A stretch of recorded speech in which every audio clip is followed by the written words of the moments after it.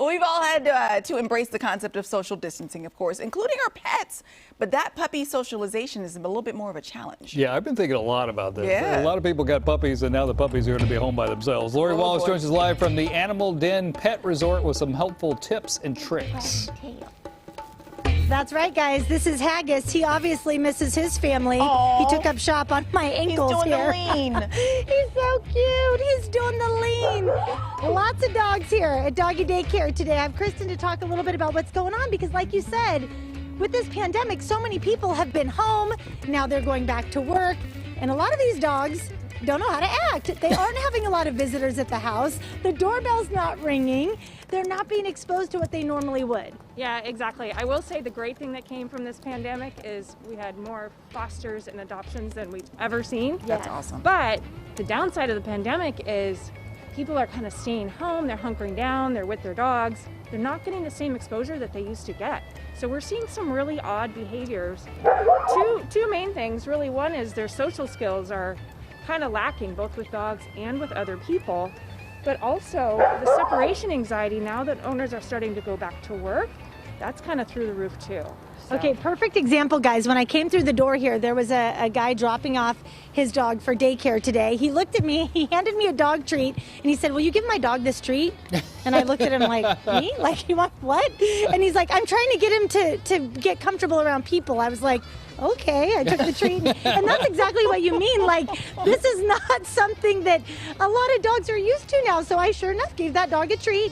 And before long, he was, snuggled up to me. I'm really glad you experienced that because that's a great tip for owners. Like, if you're struggling with your dog socializing with people, take a bag of really high value treats, even if it's chicken.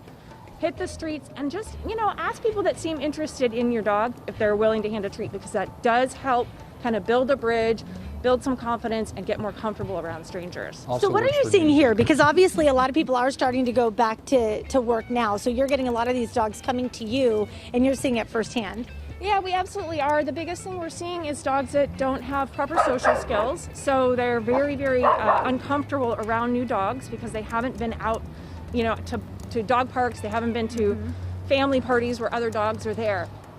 So we've also seen dogs that are actually scared of us, and that's really tricky because we need them to feel comfortable here. We want them to trust us. Sometimes we have to have them drag a little leash so that we can catch them and kind of build their confidence throughout the day. Okay, any quick tips as we wrap up for people at home that are going through this that might help? Well, I would say let's touch on separation anxiety really quickly. If you're going back to work, start doing some independence training at home.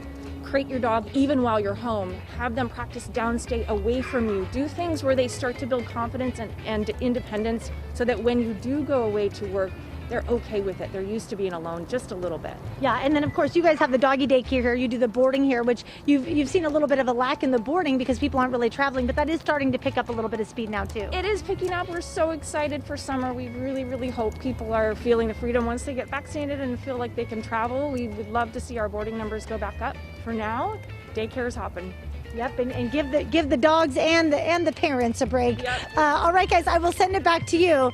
Imagine being over 6 feet tall with a big old camera. How the dogs feel about you. Right, exactly. Poor Scott. He's gotten barked at since we walked through the door.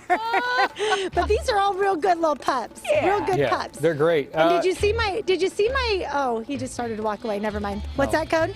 What worked with me with Scott when I first met Scott, I started feeding him chicken. We became friends after a while. Approachable. Yeah, I slip him some chicken every once in a while. I just love seeing all these wagging tails around you. It's adorable. Aren't they cute? Hello. Hello, friend. My friends. Oh. Hello. Oh, the butt scratch. Oh, yeah. Yeah, that's the spot, lady. I love you, Lori. Thank you, Lori. Look at his face.